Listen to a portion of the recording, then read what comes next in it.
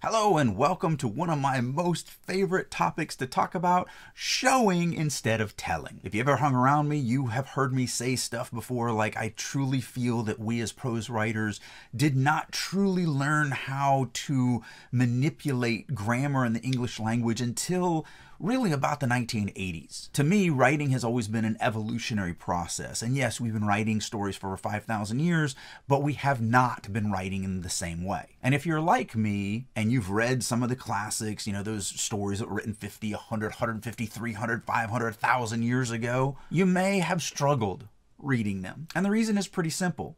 The writing style back then was very rigid, very telly, and it means that the read is not necessarily the most enjoyable. I mean, I speak all over the world and, you know, I usually speak to my people, to the geeks, to the fantasy people.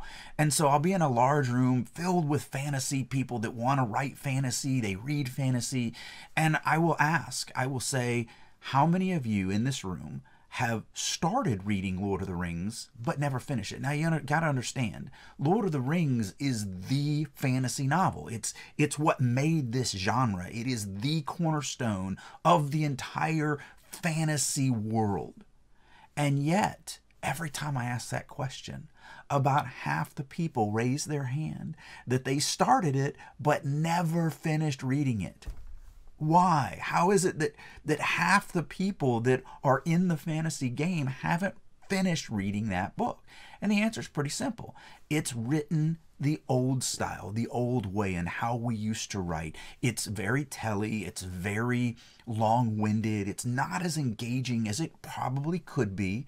And the reality is it really probably wouldn't sell today. And I know that sounds sacrilegious to say, but the reality is the publishing industry has changed. Readers have changed. And because of this, if you're gonna break into this industry and have any success whatsoever, you're gonna need to change. And so I do a lot of classes on how to be a more immersive writer. But this is really the first one. This is kind of the beginning steps. It was also one of the very first classes that I ever created over a decade ago. And I created it for a very specific reason. So when I travel, I used to tell people, hey, if you've got something that you want me to critique, send me a page or two. Now, I don't do that anymore. I'm way too busy. But back then, I wasn't quite as busy as I am now.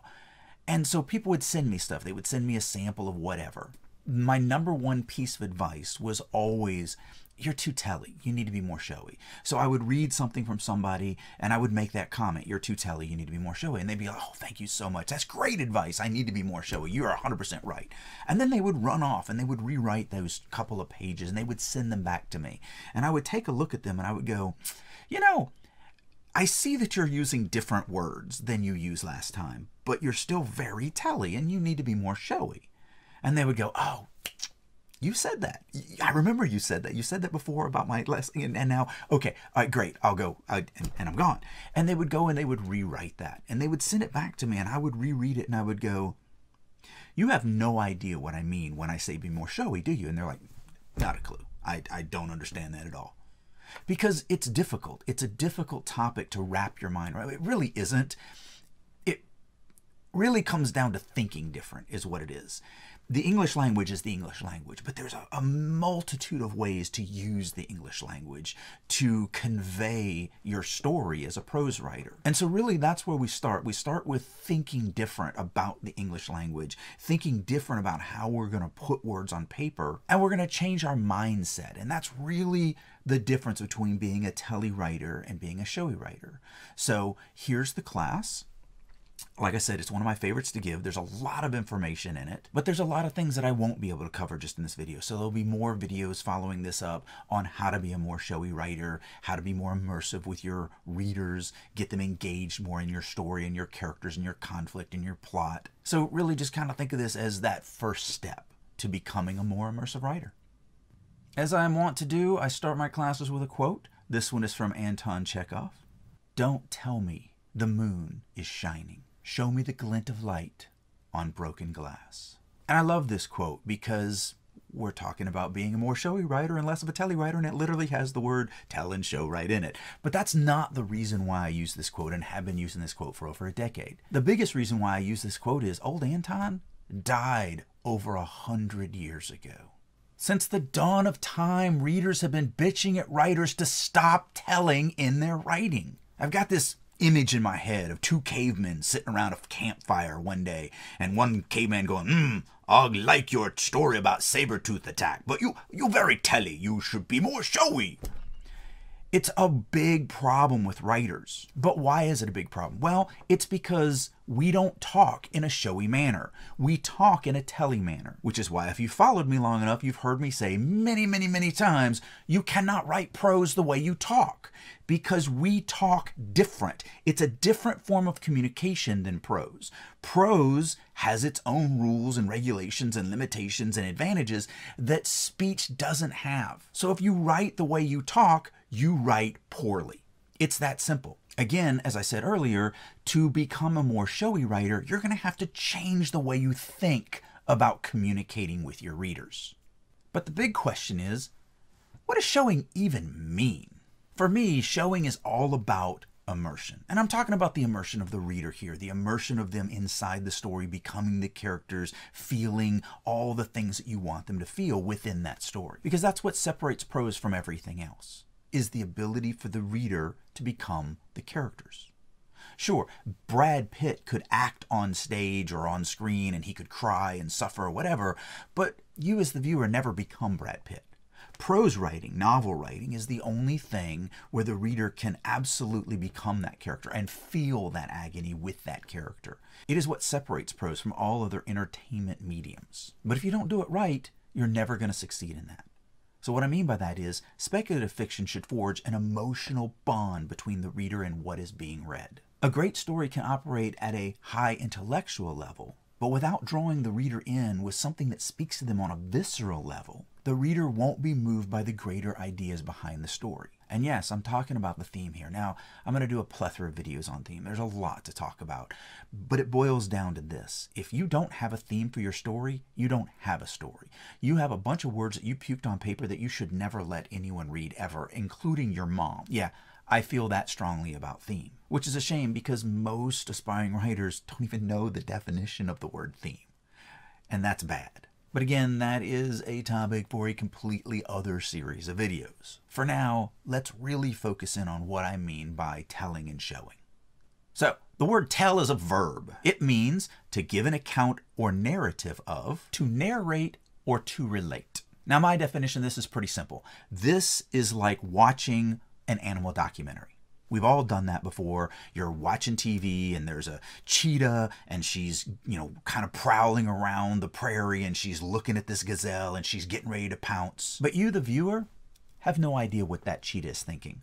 That cheetah is not going to act anything out for you. They're not going to convey their emotions, their thoughts, their feelings. So what you need is you need a narrator. You need this guy that's going to be off screen that's going to be like, the cheetah is very hungry. She hasn't eaten in a week. If she doesn't make this kill, she won't be able to produce enough milk for her babies and they will die. Now, you, the viewer, get to understand kind of what this cheetah is doing, what they're thinking, why they're doing what they're doing as you watch them chase down and brutally murder this little innocent gazelle. But you had to be told that. And so that's what I mean by telling. It's when a narrator is telling the viewer what's going on. Now, show is also a verb. It means to cause or allow to be seen. So continuing with my earlier example, this is like watching a movie where the actor, let's say Brad Pitt is in a movie and we're watching him and it's him and his son and they're out in the city and they're having this wonderful dad-son day and they're really, really getting to know each other and having a lot of fun and they're going to museums and they've gone to the movies and they've done all this really fun stuff and they're really, really bonding, and you, the audience, get to see that father-son love between them. And they're walking down the street and all of a sudden the son trips and falls into the street and a bus runs him over. And I mean runs, like his head literally pops. So there's no way the kid's going to survive this. It's not like he broke his leg or something. He's dead. And so Brad Pitt rushes out in the street and he scoops up the remains of his child and he's just crying and screaming. If you saw the movie Seven, imagine his portrayal at the end of that movie right here. So like he is just blubbering his eyes out. Well, we don't need some dude to step in frame from the side and go, just in case you were wondering, this guy, he's very sad that his child is dead. We don't need that because Brad Pitt is going to show us the pain that he's feeling. Now, the problem with my examples is I'm cheating. Those are movies. And we're prose writers. All we get is words. But that's the rub. That's the hard part of what we do as prose writers. Using only words, we have to accomplish the same thing as the second part of that. We have to accomplish the Brad Pitt and showing those emotions and avoid the stupid guy who's telling us what the cheetah is doing. And believe me, that's very, very hard. Or it's not. It takes practice, time, and effort, as I always say. I think the hard part about it is changing your mentality, changing the way you think so that you think about it in a different way. Because again, we're not talking prose, we're writing prose. But when it comes to prose, that really is the difference between showing and telling. The basic difference between telling and showing is that with telling, the writer is merely cataloging actions, feelings, emotions, and events. That is literally the smartest thing I've ever written in my entire life. So I'm going to say that twice. The basic difference between telling and showing is that with telling, the writer is merely cataloging actions, feelings, emotions, and events. Showing paints an image that allows the reader's imagination to create the scene and place the reader in the middle of it. And that is a huge distinction between the two. Unfortunately, most aspiring writers, and some not aspiring writers, all they do is tell. And they never show, and it's because they write the way they speak. So how do we fix that? Well, let's look at 11 thinking points that will help us become more immersive, more showy writers, and less of a telly writer. Thinking point 1, use stronger verbs. Now I will warn you, this step actually has nothing to do with being a more showy writer and less of a telly writer. However, this step is literally the foundation for being a showy writer. But as you'll see in a second, you can use stronger verbs and still absolutely be a telly writer. But this topic is important. This is something you really, really need to buy into, because as a prose writer, the number one tool of every sentence, the strongest point, the structure of that sentence is the verb. And most aspiring writers just don't get that. They don't understand that the entire sentences are built around your verbs. So they use weaker verbs, which in turn create weaker sentences, which in turn create weaker stories. So your verbs are the most important part of your sentence, and you really need to spend time thinking about them. And the beautiful thing about being a prose writer in the English language is our language has been made up from stealing from every other language on the planet. And that is wonderful. And the reason why we have so many different choices that all do the same thing. Many other languages do not have that flexibility or power. So here's what I mean. We could write the sentence, Drake hit the wall. You can see that, right? You can see Drake, you can see him hit the wall. Pretty simple little thing. However, change the verb. Drake struck the wall. Do you see the same scene? Are the same motions going on in your imagination? More than likely not. More than likely, the angle of the arm completely changed. In my head, it does. If I say he hit something, then usually it's a hit. But if it's struck, it usually is like maybe like something like that, or something like, different. It's a different image in my imagination. But what if we write Drake whacked the wall? That's also different in my imagination. The sentence has changed yet again. Drake bashed the wall. One more time, we're different. And that's the power of English grammar. We have all of these words, they all mean the same thing. It is literally Drake punching a wall. But each one of these is going to evoke a different image within the reader's mind. They're going to see something different on each one of these. And that's an amazing thing for a prose writer, because we have the ability to really hone in on what we want that reader to experience in their imagination as they're reading our work. Now, there is a caution to this. We as prose writers are not thesauruses. Your job as a prose writer is not to prove that you are smarter than the reader, because the only thing that will prove is that the reader doesn't have to give you any money. So, if you wrote the line, Drake percussed the wall, well, technically this is correct. If I read this in your manuscript, we're done. I'm no longer reading you ever again, because Drake percussed the wall is a stupid sentence. So use stronger verbs, but don't go insane. Don't just pull out the thesaurus and, go nuts. That's not your job as a writer. Your job as a writer is to convey things to the reader, to paint images upon their imagination. So yes, we want to pay attention to our verbs, but we don't want to go insane with them.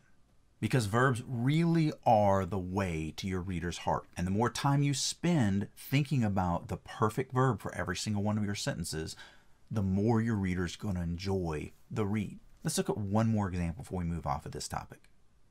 Drake put his gun in his holster, turned, and walked from the room.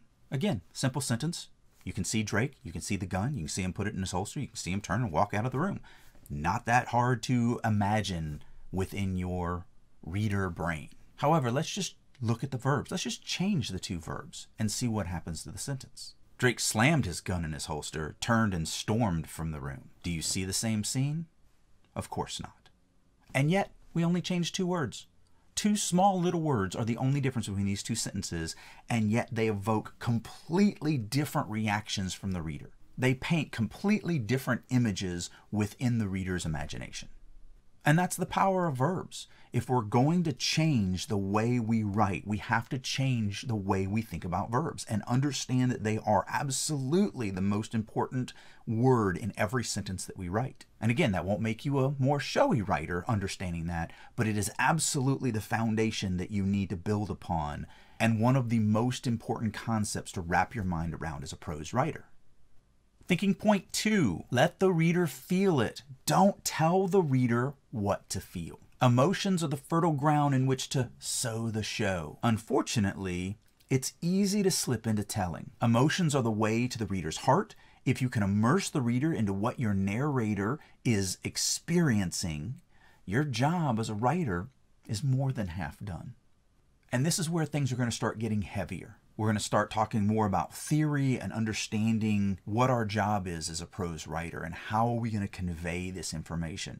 And emotions is kind of the key to being a good immersive writer.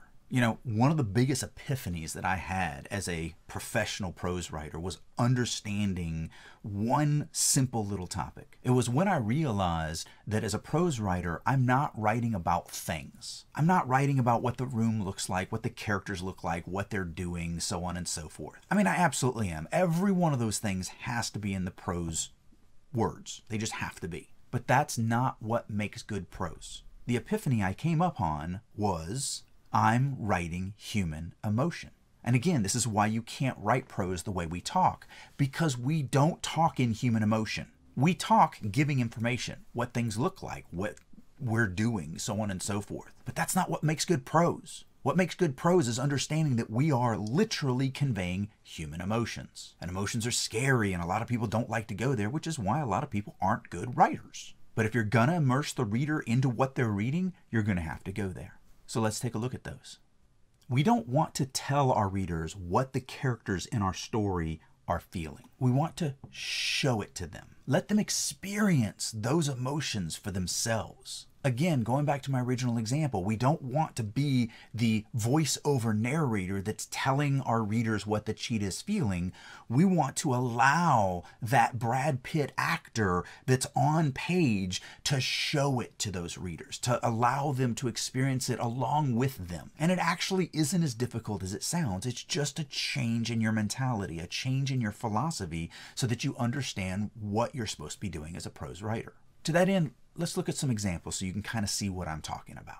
The monster jumped from the bushes and Drake was scared. Now, I've read this type of writing a billion times. And let's break this down. The white part of that, let's not worry about. It's not the best written, but it's just an example. It's just here for me to show you what I'm talking about. So ignore the white part and let's just focus in on that yellow part. Now, going back to thinking point 1 about using stronger verbs. So scared in this sentence is a weak verb. Now, scared may work well as a verb in other sentences, but when a monster jumps out at you, the word scared is a weak reaction. So let's replace that. Let's begin there.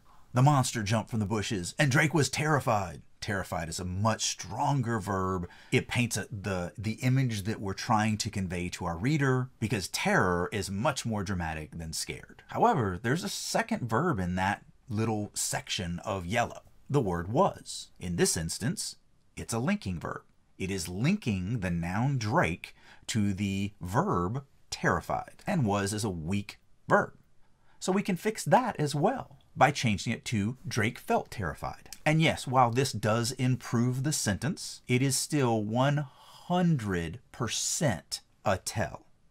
We are telling the reader how Drake feels.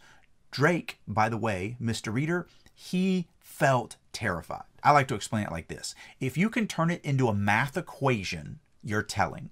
In other words, Drake equals terrified. That's a math equation. We don't do math. We're prose writers. We write grammar. So if you can turn it into a math equation, you're telling. It's that simple.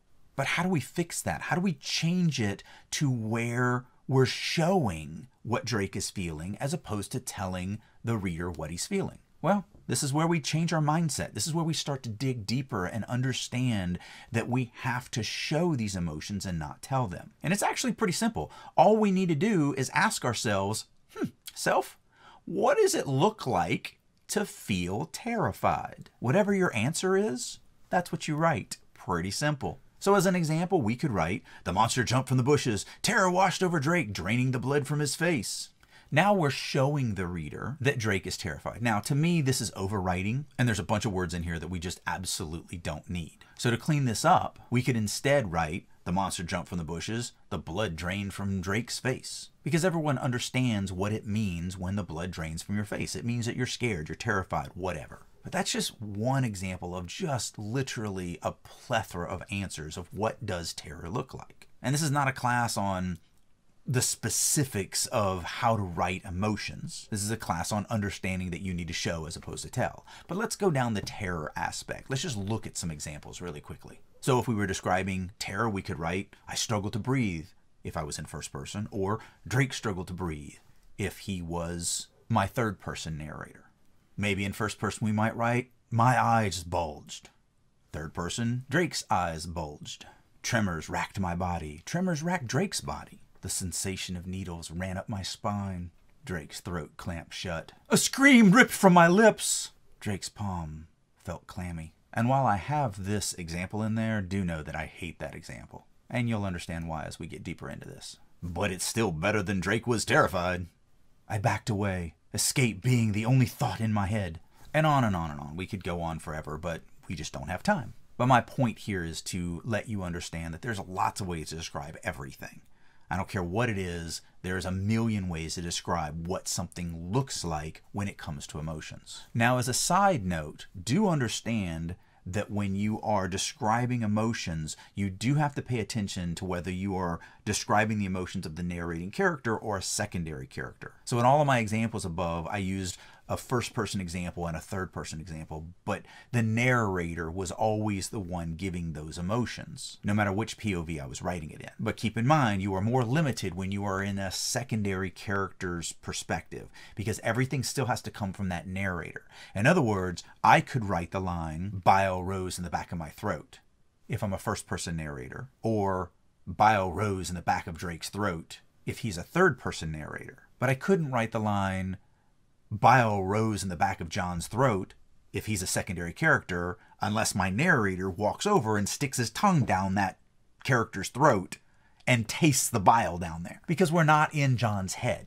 We're in Drake's head in this third-person example, or my head in this first-person example. And John is a third-party character, a secondary character, as you were. So when it comes to showing the emotions of secondary characters, you are more limited into what the narrating character could visually see or could, with using his other senses, kind of pick up on. So be careful with that. You do need to pay attention to whether you're showing the narrator doing something versus any of the other characters within your story. But really, in the end, it comes down to avoiding using bland linking verbs. So things like was, were, has, had, are, is, feel, felt. And that last one is the reason why I hated that one example so much. These are words that if you use them, you're usually telling. Not always. There's examples where you can use these and you're not telling. But these are huge red flags within your writing that you need to avoid if at all possible. As an example, we might write, the monster was coming toward me and I felt terrified.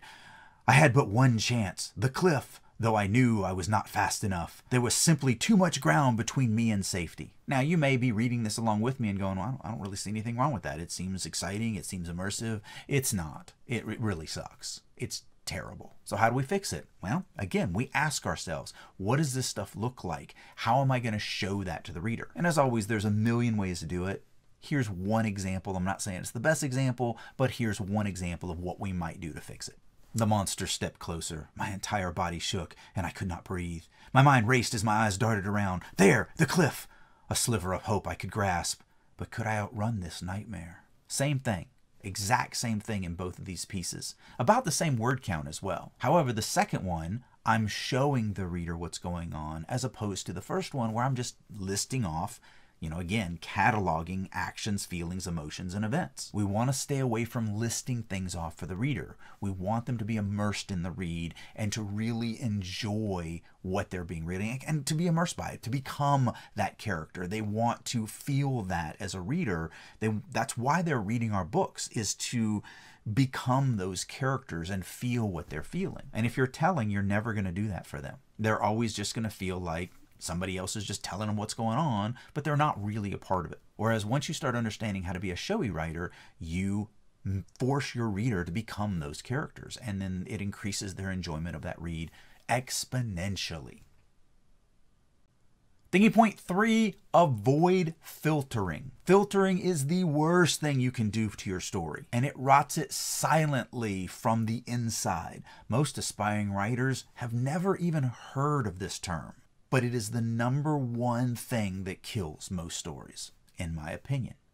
Now, I'm not going to go into a huge amount of detail on filtering in this class because I've already done a 30-minute video that just talks about filtering specifically. So when you're done with this, go watch that and you'll get all of the information. However, let's look at the highlights so that you can understand it as we move forward through this video.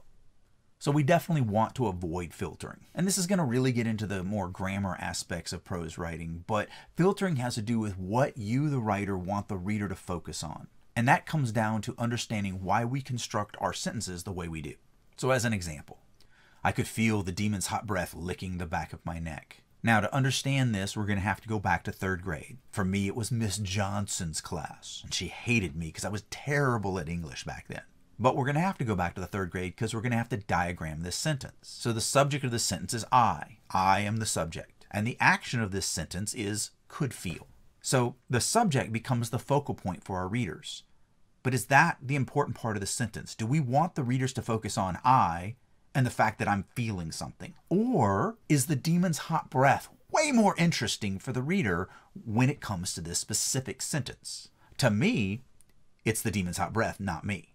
So instead, I would write this sentence, the demon's hot breath licked the back of my neck. Because again, diagramming the sentence, now we see that the demon's hot breath is the subject and the action is licked. And that's way more immersive and terrifying for the reader to read than the first sentence. We don't need the reader focusing on I, and that's really where this term comes from. We call it filtering because what you're doing is you are filtering the story through the narrator. You're forcing the reader to watch the narrator watch the story. So you're filtering it through that narrator. So in the first example, I could feel. So the reader is looking at the narrator and the narrator is feeling something. So reader looking at narrator, narrator experiencing the story. Reader being filtered through the narrator. In the second version, the demon's hot breath is licking the back of my neck. So now the reader is focusing on the demon's hot breath. The reader is experiencing the demon's hot breath and what it's doing. So they're not being filtered through that narrator. They're literally just being immersed by what they're reading and experiencing what they're reading firsthand as opposed to being filtered through that narrator. So that's why it's called filtering, and that's what we want to avoid. And there's a lot to this. Again, it's the reason why I made an entire video all by itself just on this one topic. And I'm not going to read this entire list, but as you can see, it has a lot to do with the senses. It has to do with sight, sound, smell, taste, tactile feel, and then the emotional feel. Anytime you find yourself writing, I did one of these words, Drake did one of these words, if you're in third person, then you're filtering. You're forcing the reader to concentrate on the narrator and then watch that narrator experience whatever it is you're trying to get them to experience. And we want to cut that out. We don't want to do that. So we don't want to write something like Drake wondered what it would feel like to fall to his death. Because again, the subject is Drake, the action is wondered. We're filtering that story through Drake. But we don't want that. We want the reader to understand what it feels like to wonder what it would feel like to fall to your death. And again, it's a mental change in how we're going to perceive things. We're going to ask the question, what does it look like to wonder how it would feel to fall to your death? And as an example, we might write, Drake's imagination ran wild, the wind rushing past him, whipping his clothes into a tangled frenzy, the sight of the ground racing up to meet him, its sole desire to crush every bone in his body, the terror and ecstasy of his last few breaths of life. Then the reader can go, oh, that's what it feels like to wonder what it would be like to fall to your death. Bonus, Drake is batshit crazy. And if that's the type of character that we're trying to portray to the reader, then by expanding upon this, wondering what it would feel like to fall to his death, we are expanding upon the understanding the reader is going to gain into this character's mindset. And showing does all this stuff. It really does enrich the story in so many different ways that just telling will never accomplish. So, to beat this like a rented mule, let's look at a few more examples before we move on. I watched as the ghost floated down the hall toward me. So the reader is watching as I am doing something. It's being filtered through it. No, don't want to do that. The ghost floated down the hall toward me. That's what we want to experience for the reader. Drake looked at the policeman who had his gun pointed at him. Again, reader looks at Drake while Drake looks at something else. The policeman had his gun pointed at Drake. I heard the monster's claws ripping up the ground as it gave chase. Reader, look at me as I listen to something. The monster's claws ripped up the ground as it gave chase. Drake could feel the knife slice into his arm. The knife sliced into Drake's arm. And then you have to show what that feels like. But my point is, one of the things that you should notice as we're going through here, a lot of times I just need to drop the filtering and the sentence still works. So look at that very first example. I watched as the ghost floated down the hall toward me. If we just cut those first three words, the sentence is still a complete sentence, and it's no longer filtering. The ghost floated down the hall toward me. You'd be amazed at how many of your filterings can be fixed literally by just lopping off the filtering. Not all of them can be fixed that way, and some of them do need to be reworked, and you'll see that as you're going through it. But the reality is, 72% of all statistics are made up on the spot. So let's say 86% of all filtering sentences, you can just lop the filtering right off and you no longer have to worry about it. You don't have to change anything. You don't have to adjust anything. It just reads perfectly. Your mileage may vary, but the point is filtering is bad. But you're not going to cut filtering out all the time. Sometimes you want to use filtering.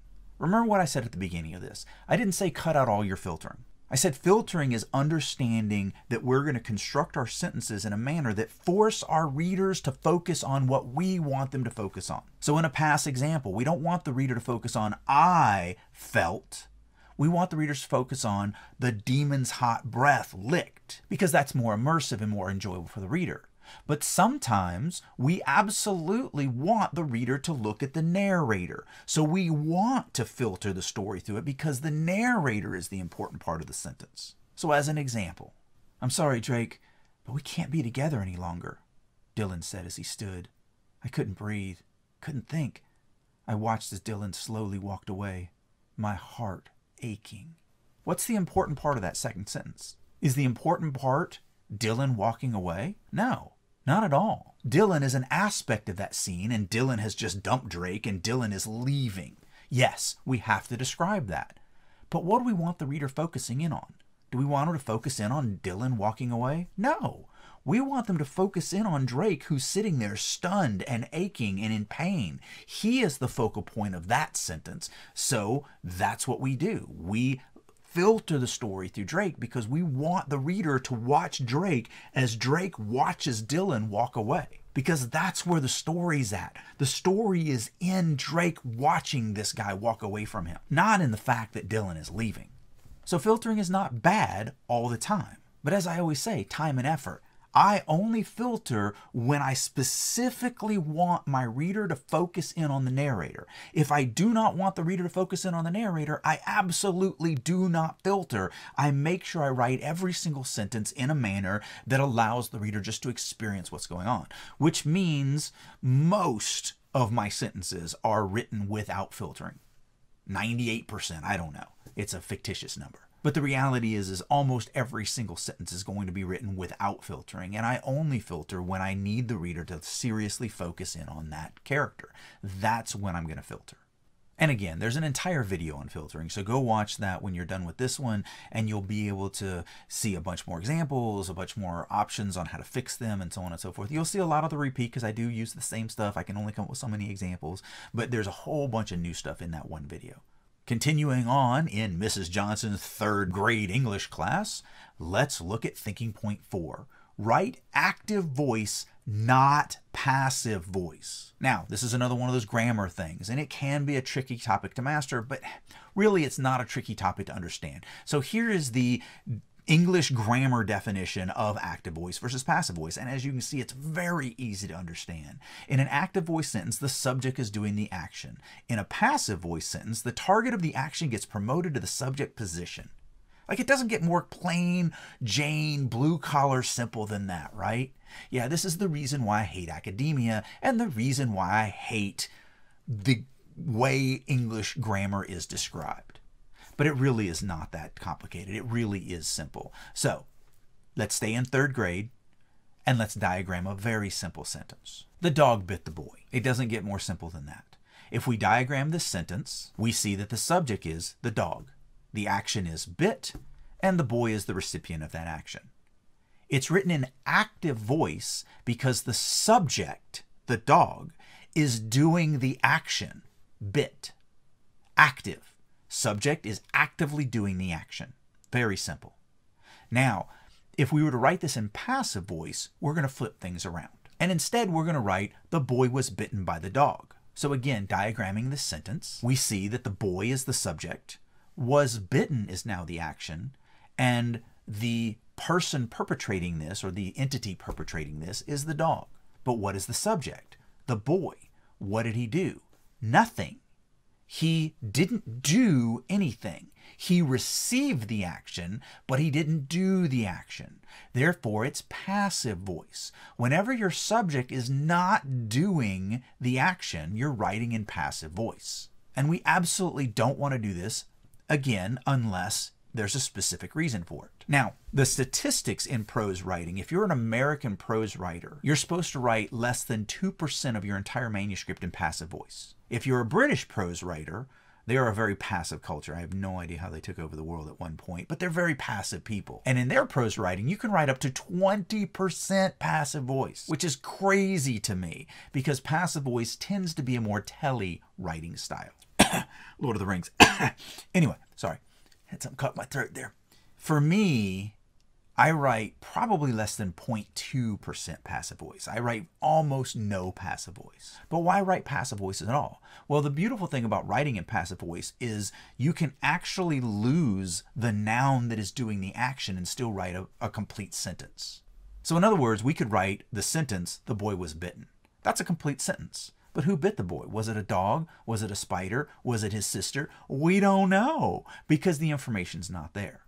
So I do write passive voice sentences, but only in an instance where I do not want to give the reader a piece of information. If I'm withholding the actual perpetrator of whatever the action is of the sentence from the reader, I will write it in passive voice because that's the only way I can do it. But I would never write the boy was bitten by the dog because all the information is there. It's all there for the reader. We have the boy, we have the action, and we have the perpetrator.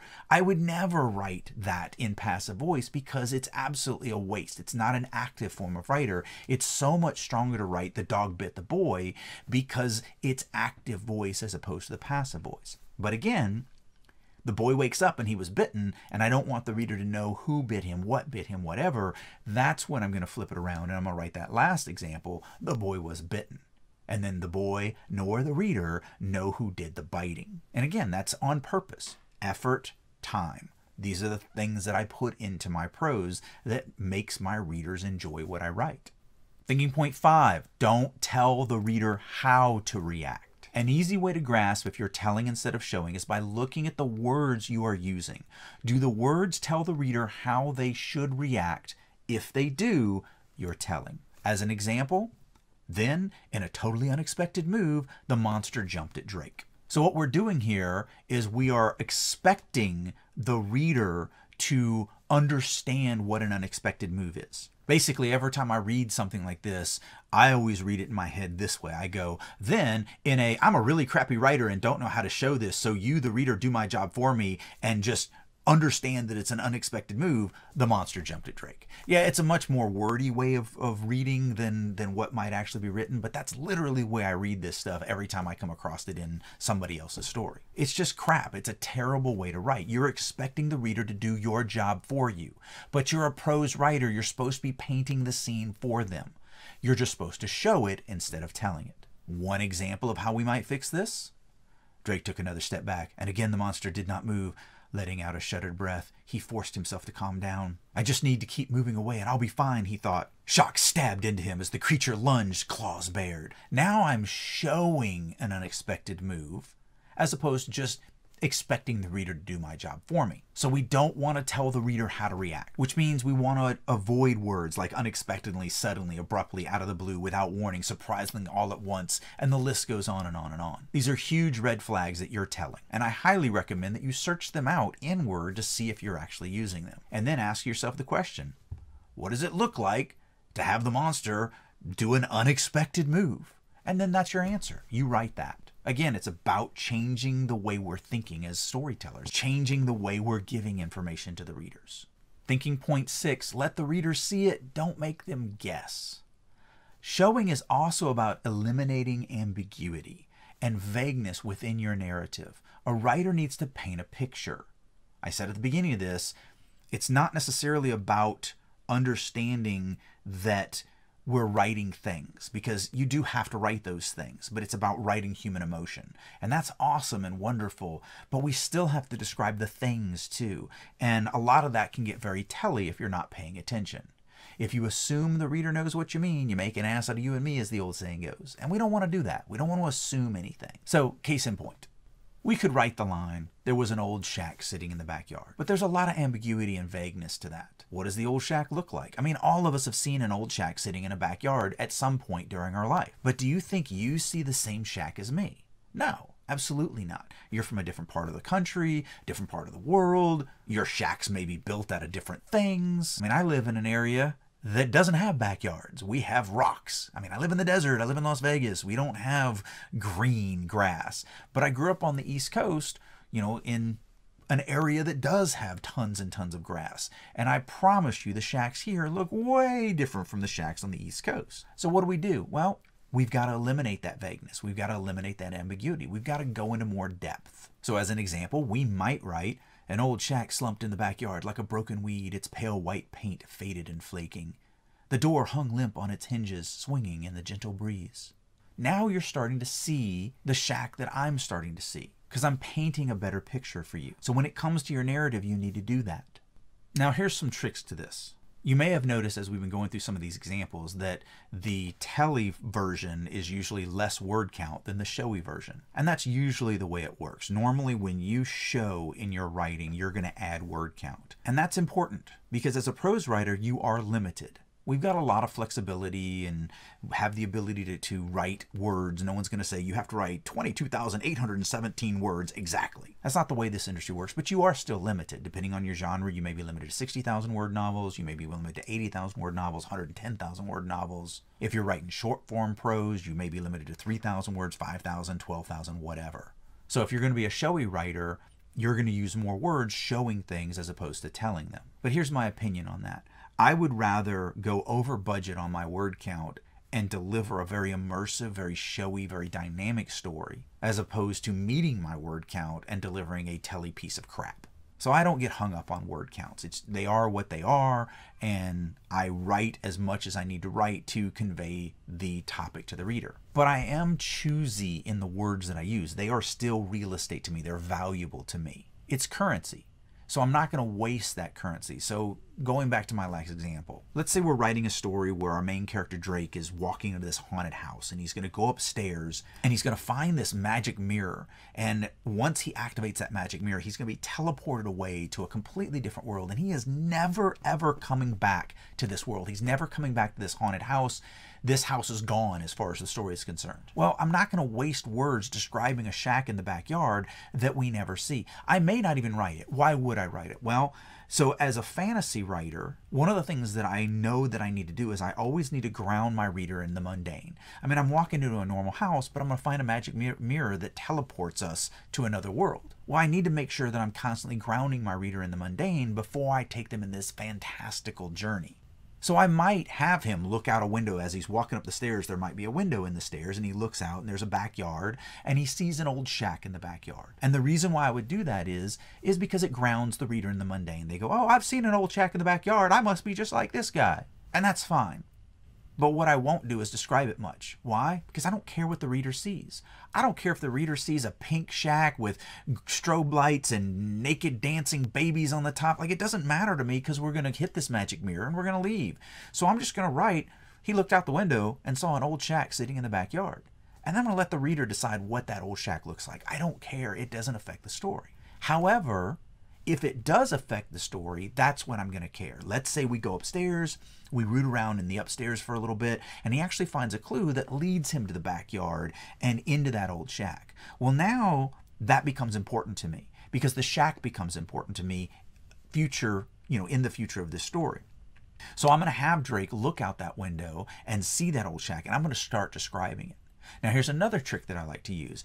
Anytime I can divide up my narration, it is more interesting for the reader. So what I mean by that is, let's say there's 2 paragraphs that I'm going to use to describe this old shack. Well, if I give both paragraphs to the reader at one time, that can be tedious to kind of slog to, especially in this case where we're walking up a stairs and we're looking out a window at the backyard, and the important thing is upstairs, and the reader knows this. They're expecting what's going to be discovered upstairs, and so that old shack is kind of a distraction at this point. Well, what I'll do is I'll break that 2 paragraphs up. I'll give them a paragraph here, so that's when I might use an old shack slumped in the backyard like a broken weed line, and that gives them a little bit of what that shack looks like. And then we're going to go upstairs, we're going to do whatever it is, we're going to discover that that old shack is very important, and then we're going to come downstairs, maybe in the next scene, the next chapter, whatever, and now we're going to go out there, and the reader already has a little bit of what this shack looks like, and now I can just give them that second paragraph later, at that time now, that continues to flesh out that old shack.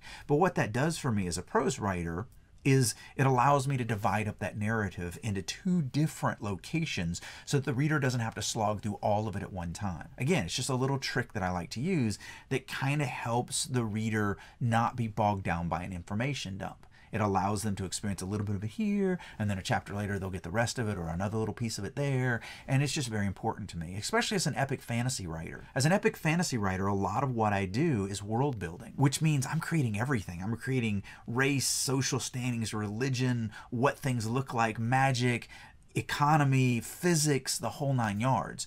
And so I don't want to start off an epic fantasy book with 5 chapters of me just telling the reader how things work. So as an epic fantasy writer, you get really good at understanding that we have to break this stuff up and give them in small dollops here and a dollop there and a dollop here, so that as the reader goes through it, they're not overwhelmed by this massive amount of information dump and learning this world that doesn't exist. It's an entirely new world that I'm going to have to explain everything, but I'm going to look for ways to break it up so that it is much more palatable for my reader to consume as they're traversing the story. So again, little side note, but little tidbit for you to help you in your own writing. Getting back on track to being a more showy writer, thinking point 7, make it personal. And I swear to you, this is going to be the hardest thing for you to grasp as we go through this. And I am going to make a video on just this topic. I just haven't done it as of yet, but it is on my list to create. But what I mean by this is one of the hardest concepts to grasp about being a showy writer is that you must make everything in your narrative personal to your narrator, your POV character. Remember, if you are writing in first person or third person limited POV, the 2 most common forms of narrative in speculative fiction, then it is your character who is telling the story, not you. And a lot of people forget that. A lot of aspiring writers think that, well, I'm writing the story, so obviously I'm telling the story. No, you're not. If you're in first person, it's that first person narrator, that first person POV who's telling that story, not you. You're just writing the words on paper. Same thing in third person limited. If you're writing about Drake in third person limited, then it's Drake who's telling the story and not you.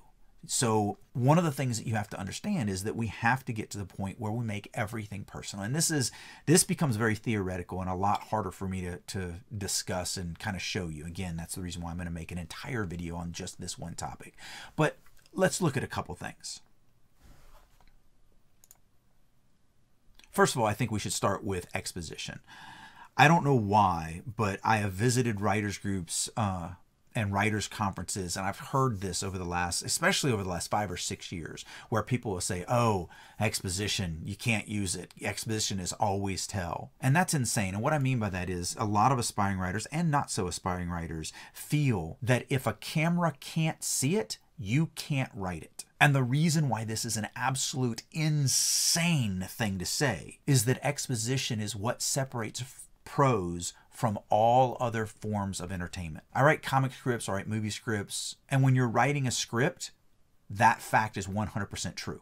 You cannot write exposition in a movie script because it's a different medium. You're only writing what is factual, what is said, and so on and so forth, because then the cast and crew of that movie are going to expand upon that and do everything they need to do to show that through it. But as a script writer, we're not writing that stuff. But I'm not here to teach you how to write scripts. I'm here to teach you how to be a better prose writer. And believe me when I say to you, the thing that separates prose from everything else is that it's the only medium where the reader is inside the narrator. They literally can become that narrator. So if you don't write anything but what a camera can see, you are missing the entire point of being a prose writer. Because you're missing everything that makes prose so amazingly delicious for a reader, which is everything that's going on inside of that narrating character. However, to bring that into what we're talking about here, it means that everything you describe, like that old shack from the last example, what we want to do is we want to make sure that it's always personal to the narrator. So to take this a little bit further, let's look at a few pieces from my own actual writing. So these aren't examples, this is actually me writing prose. And let's discuss this a little bit further. First, let's look at first person. So feel free to read along with me as I read this. It was chilly even though it was August, and the street was deserted even though it was about 3 in the afternoon. Across the road from me sat Cafe Jack's, an ancient rust-covered brick building with a stained red and white striped awning and an eerie wooden statue sitting beside its front door. What the hell was that thing even supposed to be? An Indian, an old white man, a child molester? I really had no idea. Still, the windows promised old-fashioned shakes and malts, as well as awesome burgers and fries, and since I hadn't eaten a thing since early that morning, they had my full attention. So, just a little first-person piece. You don't need to know anything about the story. This is just an example to kind of show you making things personal. But obviously, everything that we're describing is personal to BOV. The temperature, where she's at, how things are situated, based off of where she's standing, it's all personal. But then we get to that weird statue, and we get information about that statue based on her personality and her quirks. So you can see she's a little bit snarky. More than likely, it's one of the first two. It's either an Indian or it's an old white man. It's kind of a degraded statue. It's been there for 60, 70 years, and it was made of wood, and it hasn't fared well sitting out in the weather in front of this restaurant. Obviously, no one is going to make a statue of a child molester, but it kind of shows you her quirky side. It shows you a little bit about her. And then the same thing, when we get down, why is she even looking at this restaurant? Why is this restaurant important of all the other buildings on this street that she's standing in? Well, she hasn't eaten since early that morning. It's afternoon. We've already said that.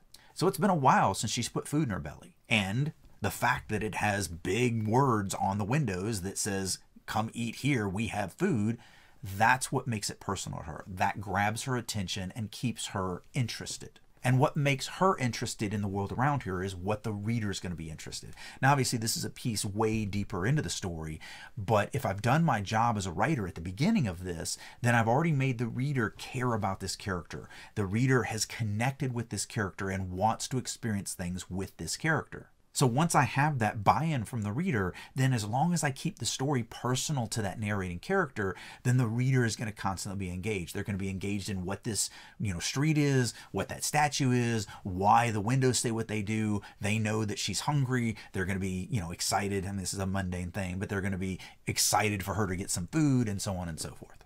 So again, it's just about understanding that everything stays personal to the narrator.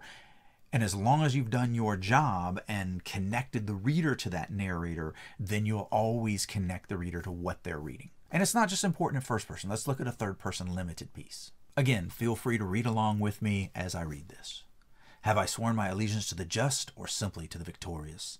This question clawed at Valame Dre's mind as he passed his gaze over the imposing group assembled in a loose circle beneath the Temple of Wisdom, 10 in total, including himself and Tyle.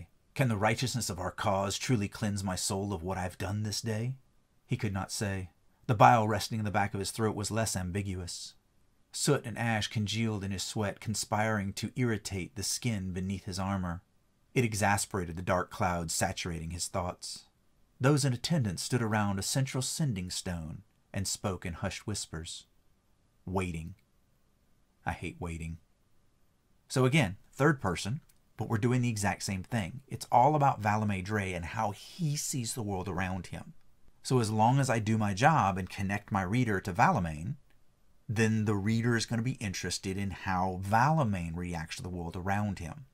Hard, yes, I understand, but that's what we're doing in our prose writing. We're making sure that we keep everything personal to our narrator because they're the ones telling the story, not me. Those two pieces that you just read, one with the girl who is, on that street looking for food, that's not my story. I've never been on that street. It's Eureka, Montana. I've never been to Eureka, Montana, but she's standing in the street right now looking for food. It's her story, not mine. Valame is in the underground underneath the Temple of Wisdom. Guess what? I've never been there either. That's his story. He's dealing with this stuff, not me. So we want to make sure that everything we write of them interacting with the world around them is personal to them, not to me. Thinking point 8, let your dialogue speak for itself. Dialogue in a novel is not simply your characters talking to each other. It can also be a way for the writer to show more of their story because it gives insight into your characters. Now, I do an entire class just on dialogue. And I truly feel that dialogue is the hardest thing to master as a prose writer and really make it sing. So as the months roll on, I will definitely be hitting this topic pretty hard. But for now, as it relates to showing versus telling, let's look at a couple things. First of all, one of the beautiful things about dialogue is you can use it as a way to eliminate some of your info dumps. So let's say we have a piece of narrative like this. Sally was a 20-year company woman. Drake knew she was frustrated, but he also knew she wouldn't roll over on their boss just for being an idiot. She had a conscience. Well, that's very telly. It's very info dumpy. We're basically just giving a bunch of information about this character to the reader. But if Drake is already there with Sally and they're getting ready to have a conversation, then a lot of what she says could convey all of this information to the reader. So as an example, if there's already a piece of dialogue conversation that's happening between these two characters, we could just slip in, once again, I had to cover for our imbecile boss. Sally sighed and plopped in her chair. But I couldn't let things go forward his way, Drake. You know it would have cost the company millions. I just wish I could tell the board and not feel guilty about ruining his career. Funny thing is, everything in the narrative above this dialogue is in this dialogue. Everything. There isn't a single piece of information above that isn't below. Now, there is one that you might lock in on.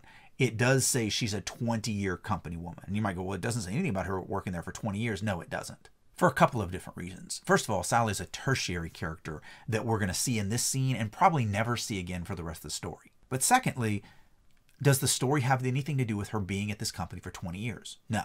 So the reader doesn't need that specific piece of information. However, the dialogue does show that she's been at the company for a really long time because it says, I just wish I could tell the board and not feel guilty about ruining his career. Does a new hire secretary have access to the board of directors of a large corporation? No. You have to have been there for a really long time before you have the ear of the board of directors. So by that line, the reader should be able to infer that this person has been with this company for a long time.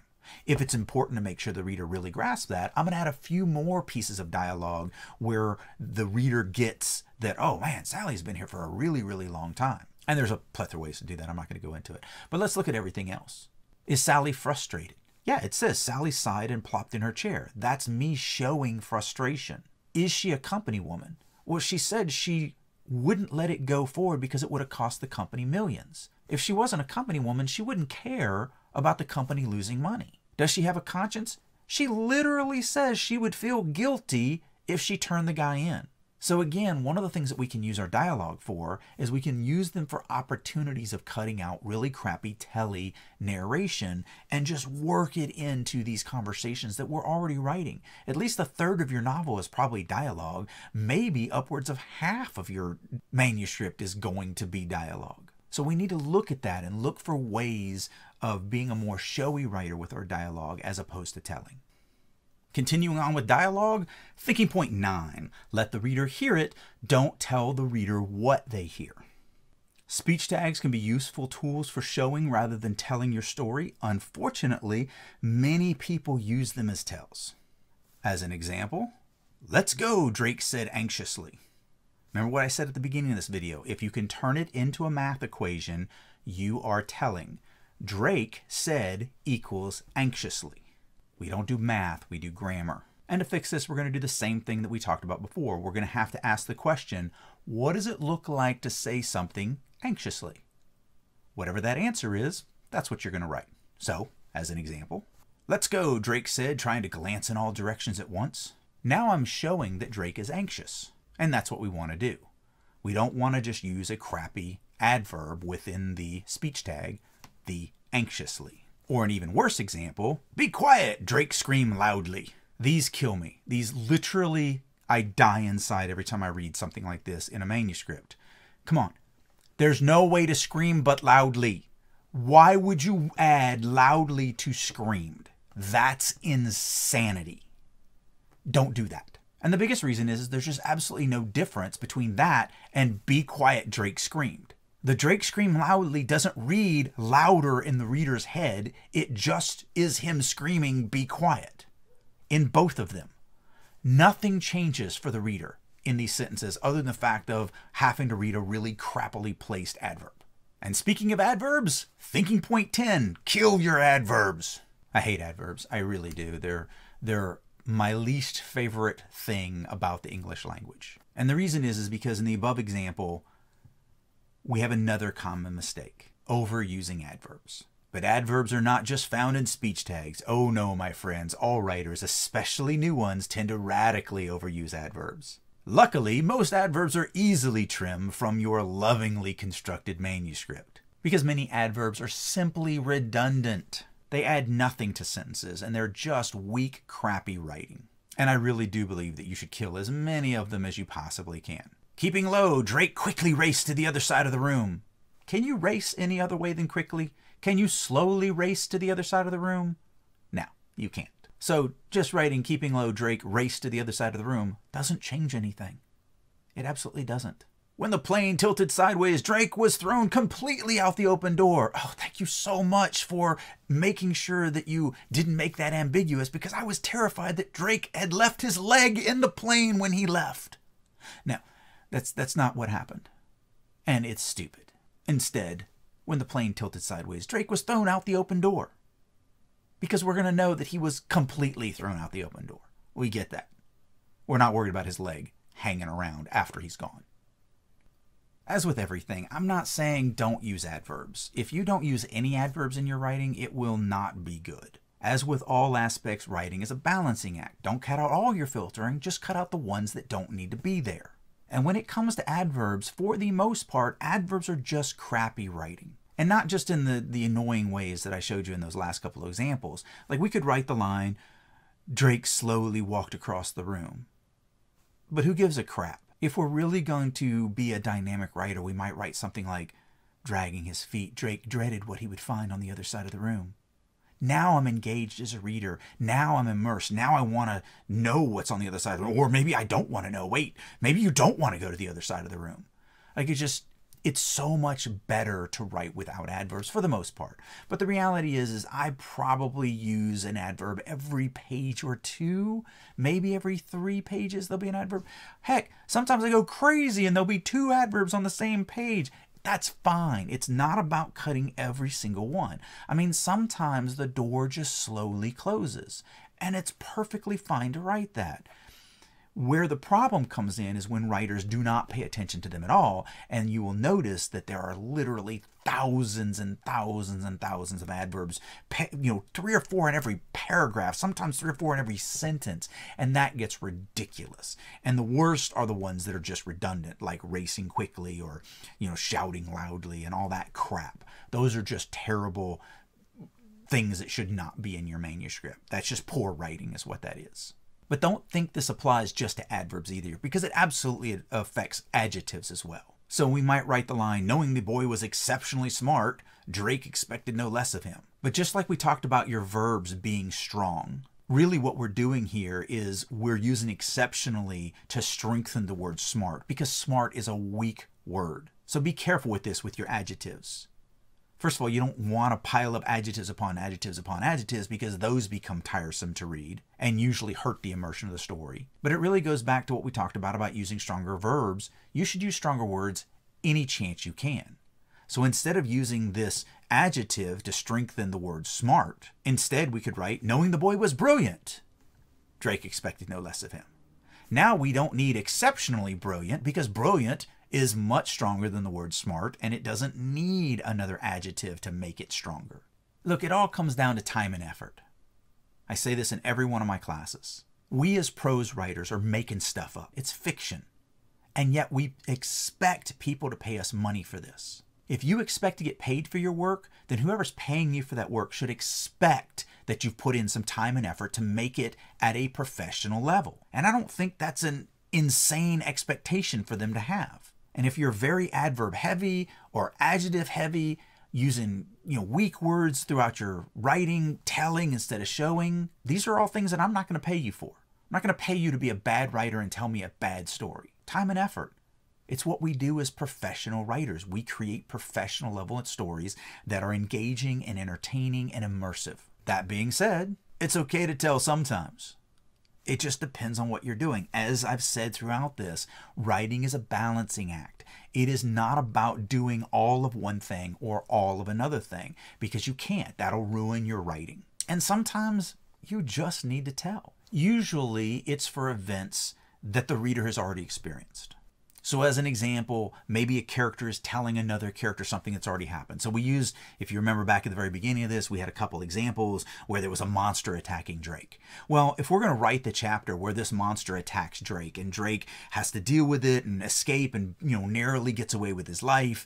Well, if in the next chapter he goes home and he's talking to his wife and he's like, oh my God, honey, you'll never believe this. I was at the park and I was doing it and I got attacked by a monster, a real live claw-bearing monster. Well, we don't want to sit there as Drake actually verbatim says everything that he went through, because we were there. We're the readers and we were there in that chapter. So just, write the line. And then Drake told his wife about the monster attack, because we've experienced it already and we're good with that. Or what I see more than that is transitions. A lot of writers have problems transitioning from one scene to another where there's something in between. So like, let's say we have a scene in New York, and then we know our characters are going to take a train to Chicago where there's going to be another scene in Chicago. Well, if nothing happens on the train ride, don't write it.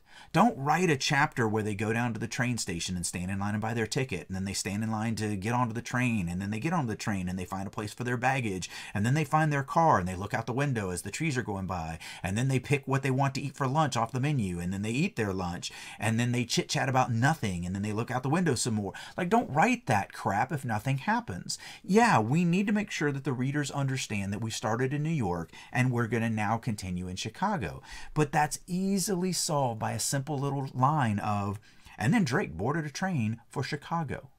The next afternoon, blah, blah, blah, blah. I mean, you just transition through it quickly. And that's a tell. It's absolutely a tell. But it's a tell your readers want to read, as opposed to a chapter of nothing while your character is traveling on this train where nothing happens to them. So yeah, a lot.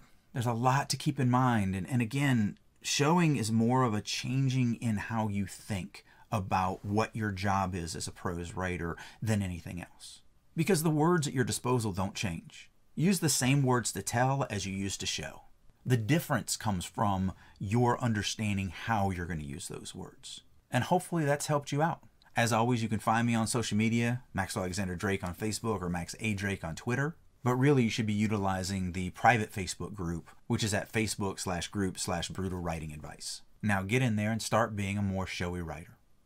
Till next time. Hey Comic-Con, I am Maxwell Alexander Drake. Thank you so much for watching this video. I hope you learned something and I hope it helps you on your own creative writing journey.